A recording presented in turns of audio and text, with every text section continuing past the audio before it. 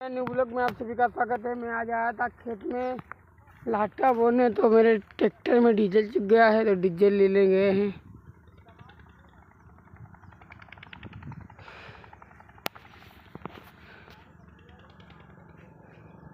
ये देखो नदी,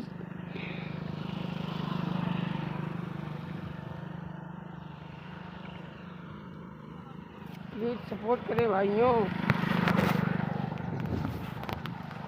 मेरे ब्लॉग आप सभी को अच्छे तो लगते नहीं होंगे, मुझे भी नहीं अच्छे लगते, तो आप लोगों को अच्छे लगेंगे।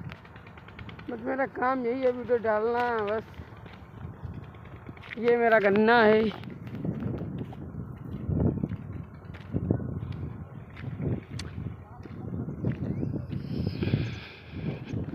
प्लीज मेहनत करते रहिए, मतलब कभी तो सफलता मिलेगी ही।